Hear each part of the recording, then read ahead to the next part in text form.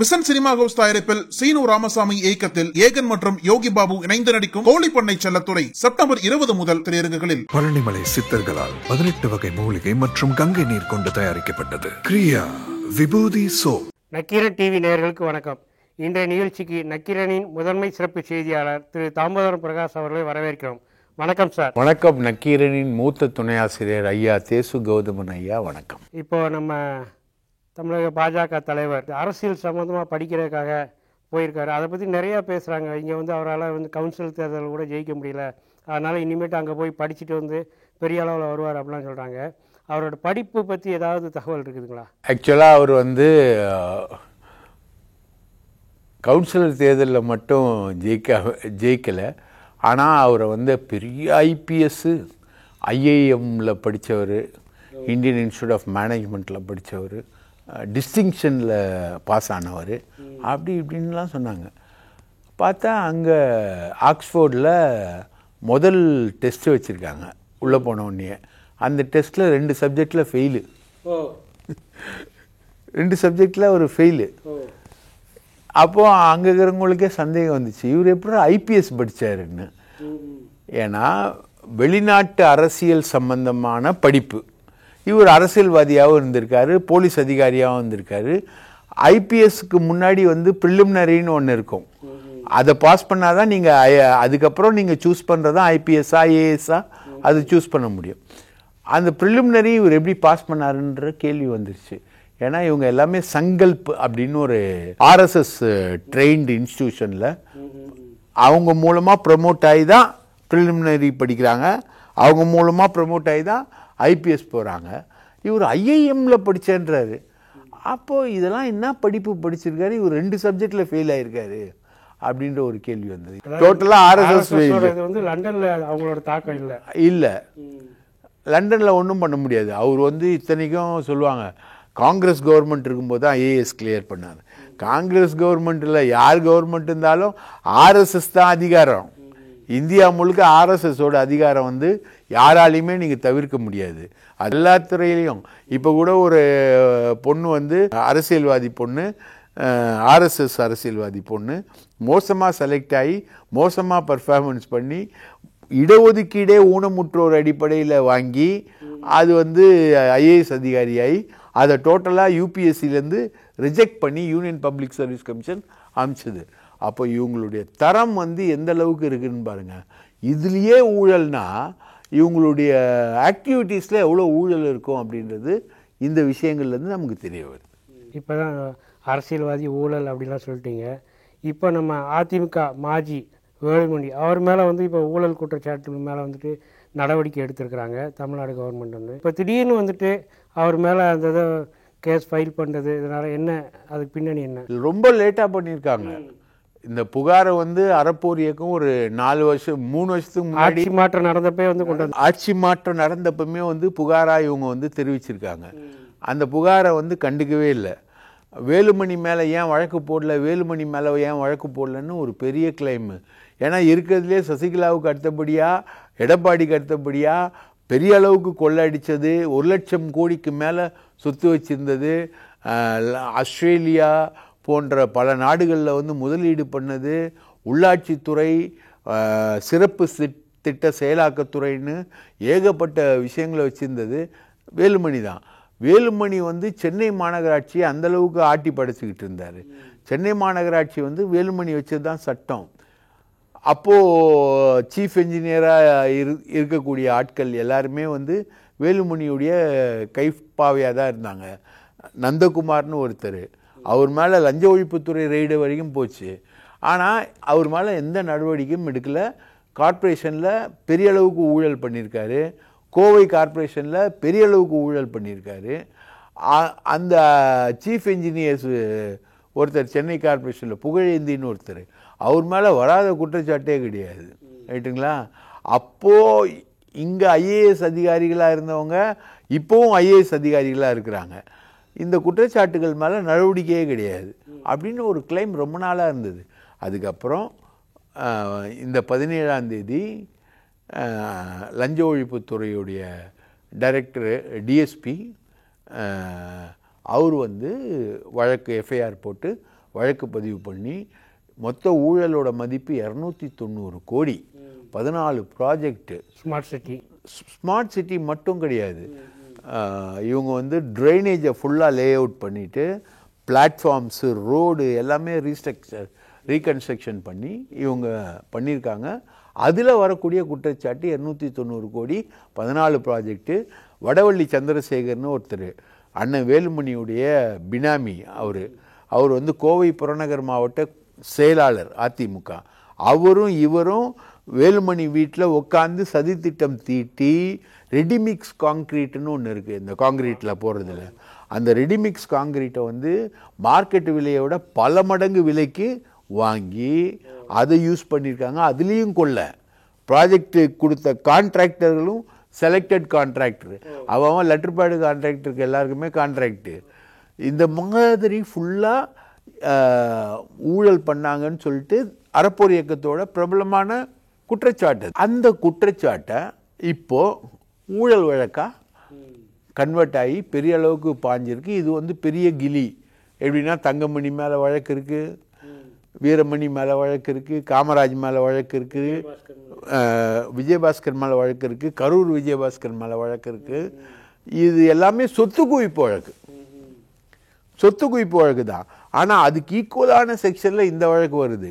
120 சதி, ரைட்டுங்களா, 13(1)(d), 13(1)(c) prevention of corruption act, ஊழல் தடுப்பு சட்டம். அதுக்கப்புறம் 409, 420 சீட்டிங்கு, அதுக்கப்புறம் 109, இவ்வளோ செக்ஷனில் வழக்கு போட்டிருக்காங்க. இவ்வளோ செக்ஷனில் போட்டிருக்காங்க. இது வந்து உண்மையிலேயே வந்துட்டு ஆக்ஷன் வந்து கடுமையாக இருக்குமா, அல்லது ஒரு இப்போதைக்கு சும்மா ஒரு பயமுத்துற மாதிரியே ஒரு அரசியலுக்காக? இந்த செக்ஷன்லாம் போட்டிங்கன்னா ஜெயலலிதா சொத்து குவிப்பு வழக்கு மாதிரி, இது ஜெயலலிதாவுடைய சொத்து குவிப்பு வழக்கு மாதிரி. அந்த வழக்கு எவ்வளோ சீரியஸாக கொண்டு போனாங்களோ அந்த மாதிரி இதை கொண்டு போயிட்டாங்கன்னா இந்த வழக்குலேருந்து தப்பிக்க முடியாது. ஒன்ஸ் நீங்கள் வழக்கு போடப்பட்டுச்சுன்னா என்ன பிரச்சனைனா, இப்போ வந்து டிஎம்கே ஆட்சியில் வழக்கு போடப்பட்டாலும் நாளைக்கு ஏடிஎம்கேவே பவருக்கு வந்தாலும் இந்த வழக்கு கோர்ட்டில் மாட்டிக்கும். ஆனந்த் வெங்கடேஷ் மாதிரி ஒரு ஜட்ஜு கிட்ட இது மாட்டிக்கிச்சுன்னா இந்த வழக்கு எடு.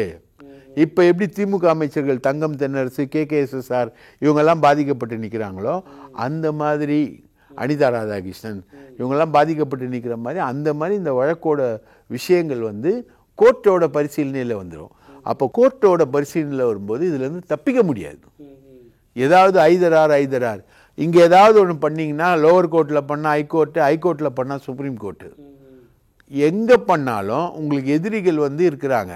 கரெக்டாக கொண்டு போய் அந்த வழக்குக்கான நீதியை பெறுவதற்கான முயற்சிகளில் அவங்க ஈடுபடுவாங்க. இன்றைக்கி வரைக்கும் திமுக அமைச்சர்களே அதில் மாட்டி திணறிட்டு இருக்காங்க. இப்போ நடக்கிறது திமுக ஆட்சி, ஆனால் வழக்கு போடப்பட்டது யார்? எடப்பாடி ஆட்சி. செந்தில் பாலாஜி சிறையில் இருக்காருன்னா அவர் மேலே வழக்கு போட்டது யார்? எடப்பாடி ஆட்சியில் போடப்பட்ட வழக்கு. ஆனால் இன்றைக்கி வரைக்கும் அமலாக்கத்துறை அதில் தூக்கி எடுத்து வைக்கிறாங்க. நாளைக்கு சப்போஸ் காங்கிரஸ் ஆட்சி வந்ததுன்னா அமலாக்கத்துறை ஒரு எஃப்ஐஆர் போட்டுரும். இத்தனை அமைச்சர்கள் மேலேயும் அமலாக்கத்துறை எஃப்ஐஆர் போட்டுச்சுன்னா என்ன பண்ண முடியும்? இந்த அமைச்சர்களால் இவங்களுடைய விதி வந்து முடிக்கப்படும். இப்போ வேலுமணிக்கும் எடப்பாடிக்கும் ஆவலை. அதுதான் நான் இப்போ கேட்கலான்னு வந்தேன். இப்போ ஏற்கனவே வேலுமணிக்கு எடப்பாடிக்கும் வந்து ஒரு உரசல் இருந்துகிட்டு இருக்குது. இப்போ இந்த வழக்கு போட்டிருக்கனால வந்துட்டு அதிமுக வந்து அதை வந்து எப்படி எதிர்கொள்ளும்? கண்டுக்காமல் விட்டுருமா? வேலுமணி வந்து பிஜேபி ஆதரவோட அதிமுக மாவட்ட செயலாளர்கள் எம்எல்ஏக்கெல்லாம் வச்சுட்டு எடப்பாடியை மிரட்டிக்கிட்டு இருக்காரு. எடப்பாடி வந்து அதை சந்திக்கிறேன்ட்டு இருக்காரு.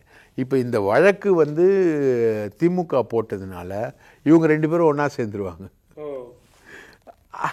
வேற வழி இல்லை வேலுமணிக்கு.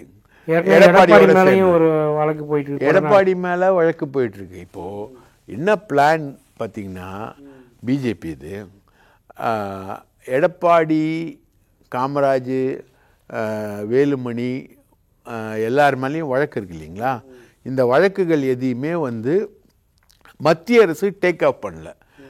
எடப்பாடி மேலே நெடுஞ்சாலைத்துறை சிபிஐ வழக்கு இருக்கு, அது வந்து மத்திய அரசு டேக் ஆஃப் பண்ணல. அதிமுகவை அப்படியே விட்டுட்டு அதிமுக தனிச்சு நிற்குது. அதனால திமுகவில் இருக்கக்கூடிய கூட்டணி கட்சிகளை உடைச்சி அதிமுக கொண்டு வர்றது, அதிமுகவுக்கும் பாஜகவுக்கும் சம்மந்தம் இல்லைன்ற ஒரு போஸ்டரு.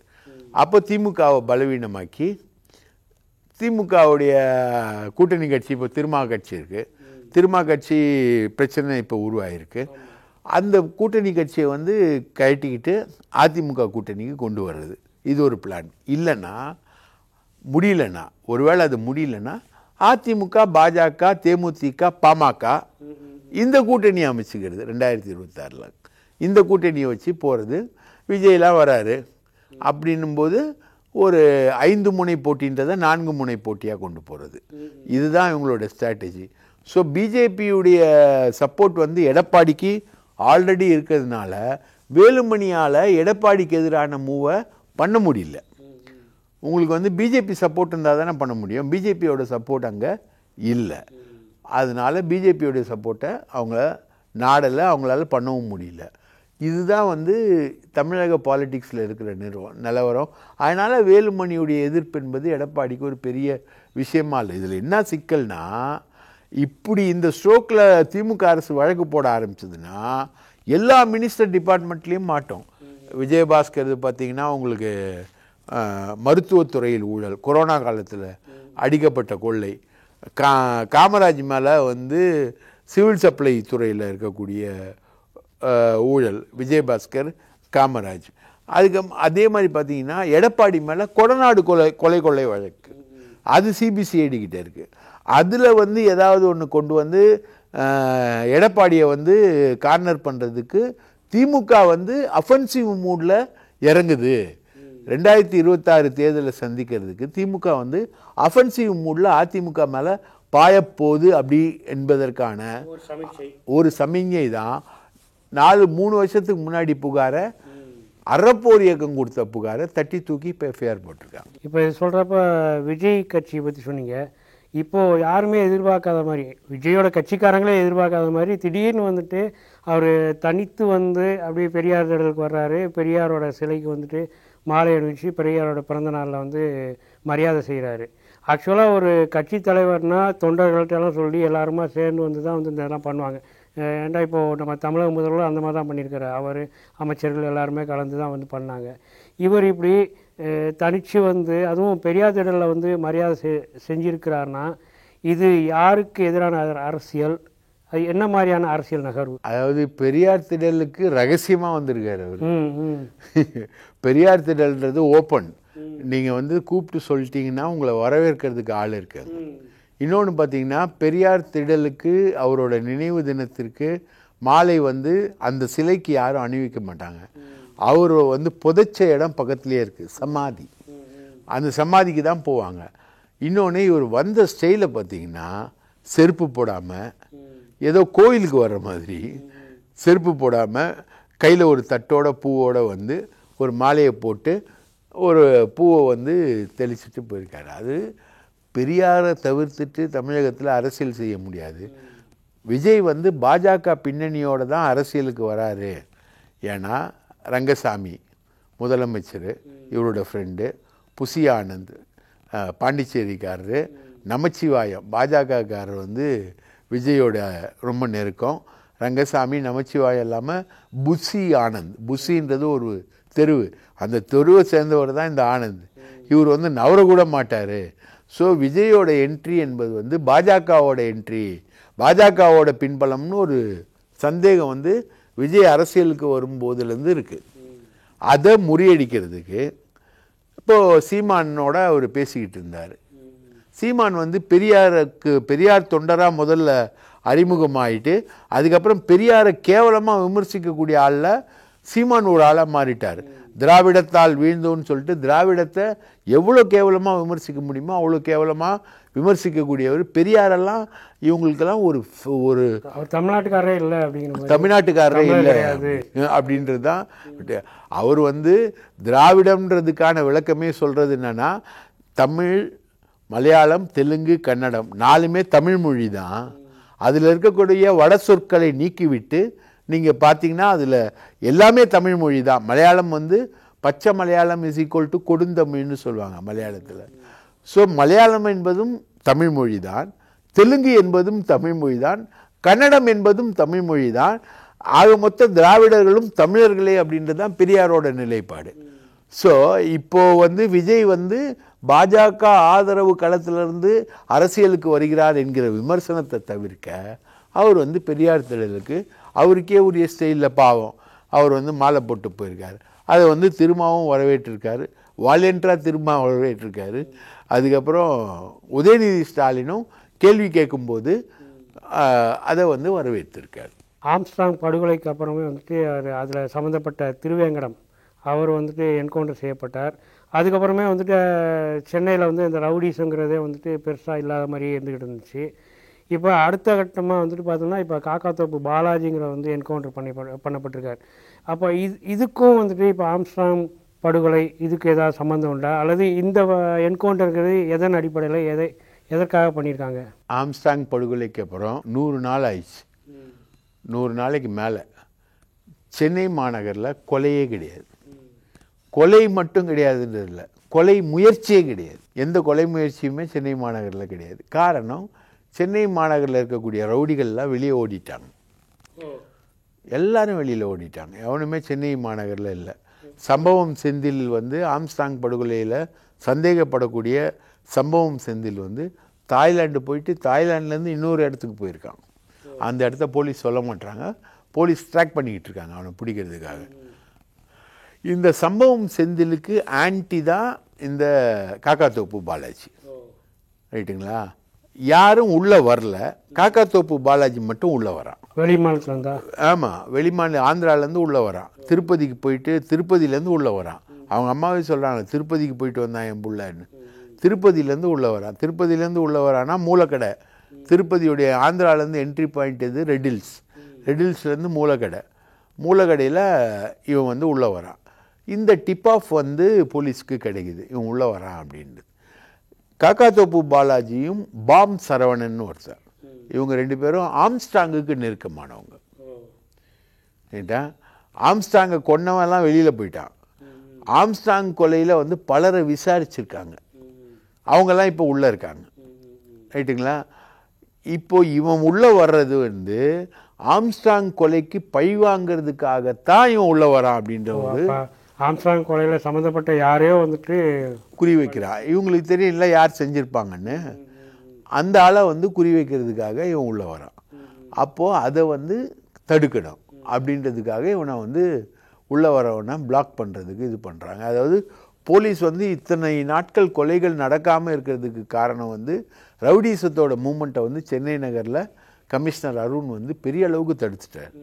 பெரிய அளவுக்கு தடுத்ததுனால தான் சென்னை நகரில் ரவுடிசம் இல்லை. இந்த மாதிரி நீங்கள் தமிழ்நாடு முழுக்க பண்ணிங்கன்னா முழுக்க வந்து பழிக்கு பழிங்கிற மாதிரியான பழிக்கு பழி போயிடும். தமிழ்நாடு முழுக்க பண்ணிங்கன்னா இந்த விஷயங்கள் வந்து குறைஞ்சிரும். அதுதான் ஆக்சுவலாக சட்டம் ஒழுங்கு பாதுகாக்கிறது.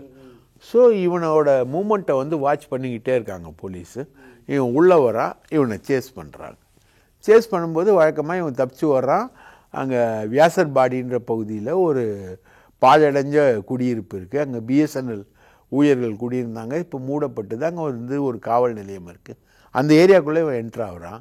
என்ட்ரானவுடனே சேஸ் பண்ண போலீஸ்க்கு டொக்கா மாட்டுறான். இவன் அங்கே மாட்டும்பொழுது இவன் ஷூட் பண்ணான்னு போலீஸ் சொல்கிறாங்க. அவங்க திருப்பி ஷூட் பண்ணி இவனை சாவடிக்கிறாங்க.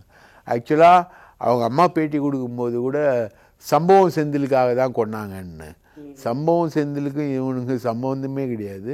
சம்பவம் செந்தில் வந்து இவனும் சிடி மணின்னு ஒரு ரவுடியும் தேனாம்பேட்டையில் வந்து ஒன்றா காரில் வரும்பொழுது சம்பவம் செந்தில் பாம் வீசி கொல்ல ட்ரை பண்ணுறான் இவங்கள.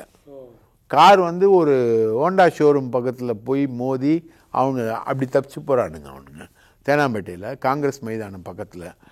ஸோ சம்பவம் செந்திலுக்கும் இதுக்கும் சம்மந்தம் இல்லை. இவன் வந்து ஆப்போசிட்டாக இவங்கெல்லாம் அடங்கின உடனே ஆம்ஸ்ட்ராங்குக்கு எதிரான ஆட்கள் கொலை பண்ணவங்க இவங்களை எல்லாரையும் பிடிச்சி உள்ள தூக்கி போட்ட உடனே இந்த கேப்பில் ஆம்ஸ்ட்ராங்கை கொன்னதாக சொல்ல போகிற ஆட்களுக்கு பழி தீர்க்கிறதுக்காக இவன் உள்ள வரான். பழிக்கு பழியாக உள்ள வரான். இதுதான் தமிழ்நாடு முழுக்கவே எல்லா இடத்துலையும் இந்த விஷயங்கள் தான். இதை வந்து ப்ரிவெண்ட் பண்ண தான் கொலை பண்ணியிருக்காங்க. இதில் நீங்கள் உண்மையிலேயே பார்க்கணுன்னா இப்போ டிஜிபி இருக்கார் சங்கர் ஜிவால், இவர் முன்னாடி ஒரு கமிஷனராக இருந்தார் மகேஷ்குமார் அகர்வால், அவர் அப்புறம் சந்தீப் ராய் ரத்தோர், இந்த 3 பேரும் நார்த் இந்தியன் ஆஃபீஸர்ஸ். இவங்க எல்லாரும் சேர்ந்து சவுத் இந்தியன் ஆஃபீஸர்ஸ், இப்போ டேவிட்சன் தேவாசீர்வாதம், அருண், சென்னை நகர கமிஷனர் அருண் உட்பட இருக்கக்கூடிய சவுத் இந்தியன் ஆஃபீஸர்ஸ்க்கு எதிராக செயல்படுறாங்க. அவங்கள வந்து செயல்பட விடாமல் இன்டெலிஜென்ஸ் ஐஜியாக இருக்கார் ஒருத்தர், அவர் செந்தில்வேலன், இன்டெலிஜென்ஸ் ஐஜி. இப்போ இன்டெலிஜென்ஸ் ஐஜி செந்தில்வேலன், சென்னை நகர கமிஷனர் அருண், தமிழ்நாடு சட்டம் ஒழுங்கு ஏடிஜிபி டேவிட்சன் தேவாசீர்வாதம், இந்த 3 பேரும் வந்து பேசிக்காக பெரியாரிஸ்டுகள். இவங்களுக்கு இப்போ சங்கர் ஜிவால் வந்து north Indian officer. Shankar Jiwal மற்றும் ஏற்கனவே சென்னை நகர கமிஷனர் அந்த சந்தீப் ராய் ரத்தோர், மதுவிலக்கில் இருந்த மகேஷ்குமார் அகர்வால், அவரும் ஏற்கனவே சென்னை நகர கமிஷனராக இருந்தாங்க. இது ஒரு ட்ரையோ ஒன்று அந்த சைட்லேயே நிற்குது, நார்த்து சவுத்துன்னு சொல்லிட்டு. இந்த ட்ரையோவோட மோதல்களில் வந்து இவங்களை வந்து பணி செய்ய விடாமல் தடுக்கிற முயற்சி நடக்குது. யார் ஐஜி செந்தில்வேலனையும் டேவிட்சன் தேவாசீர்வாதத்தையும் பணி செய்ய விடாமல் தடுக்கிற முயற்சி நடக்குது. இதுதான் வந்து மற்ற பகுதிகளில் கொலைகள், ஒரு நாளைக்கு 6 கொலை நடந்தது, எடப்பாடி கூட அறிக்கை கொடுத்தாரு, அந்த மாதிரி விஷயங்களுக்குள்ள காரணமாகுது. அதே நேரத்தில் போலீஸ் விஜிலாக இருந்தால், ஷார்ப்பாக இருந்தால் என்ன நடக்கும் அப்படின்றதுக்கு சென்னை நகரம் ஒரு உதாரணம். இப்போ காக்காத்தோப்பு பாலாஜி உள்ளே வந்தால் அவனை ஃபேஸ் பண்ணிட்டாங்க போலீஸு. அவங்க எல்லாம் துப்பாக்கி இருந்தது, இவங்க துப்பாக்கியாலே பதில் சொல்லிட்டாங்க. ஸோ அருண் வந்து முதல்ல வரும்பொழுது ரவுடிகளுக்கு புரிகிற பாஷையில் நாங்கள் வந்துட்டு ரவுடிகளுக்கு புரிகிற பாஷையில் பதில் சொல்லுவோன்னு சொன்னது இந்த பாஷை தான். ரைட்டா? இது இப்போது செகண்ட் என்கவுண்டர் ஆயிடுச்சு. இப்போ வந்து சென்னை நகருக்குள்ளே எந்த ரவுடியும் இல்லை, எல்லாம் பறந்துட்டாங்க. சென்னை நகரம் பீஸ்ஃபுல்லாக இருக்குது, எந்த அட்டாக்கும் எந்த விஷயங்களும் இல்லாமல் இருக்குது. இந்த காக்காத்தோப்பு பாலாஜி இறந்ததில் வந்து சென்னை நகர வியாபாரிகள் மத்தியில் பெரிய வரவேற்பு. அந்த அளவுக்கு ஒரு மாமூல் நெட்வொர்க் வந்து இவனுக்கு இருந்திருக்கு அப்படின்றது இப்போ தெரிய வரும். தமிழக பாஜக தலைவர் அவர் வந்து அங்கே 2 பாடம் கோட்டு விட்டது, அதுபோக வந்துட்டு இப்போது வேலுமணி மேலே இருக்க ஊழல் குற்றச்சாட்டு, இப்படி தொடர்ச்சியாக வந்துட்டு விஜய் இப்போ பெரியார் போயிட்டு வந்தது, காக்காத்தோப்பு பாலாஜி என்கவுண்டர், இப்படி எல்லா விஷயத்தையும் வந்து பின்னாடி இருக்கக்கூடிய அரசியலை பற்றி ரொம்ப விரிவாக எடுத்து சொன்னீங்க. ரொம்ப நன்றி சார். மிக்க நன்றி. உங்கள் நக்கீரன் இதழில் கதாசிரியர், தயாரிப்பாளர், இயக்குனர் என பன்முகம் கொண்ட திரைக்கலைஞர் VC குகநாதன் எழுதி வரும் சினிமா கொட்டகை, பரபரப்புக்கு பஞ்சமில்லா தொடர். வாங்கி படியுங்கள். நக்கீரன். நக்கீரன் டிவிக்கு சப்ஸ்கிரைப் செய்யுங்கள். உங்கள் ஆதரவே எங்கள் பலம். ஆசிரியர்களுக்கு நண்பனாகவும் மாணவர்களுக்கு ஆசானாகவும் திகழும் தேர்வு வழிகாட்டி. ஒவ்வொரு பாடத்திற்கும் அனுபவமிக்க ஆசிரியர்களின் துல்லியமான தெளிவான விடைகள். CNC இருக்கு, தேர்வு பயம் எதற்கு? இது தீரன் பப்ளிஷிங் ஹவுஸ் விற்பனை வெளியீடு.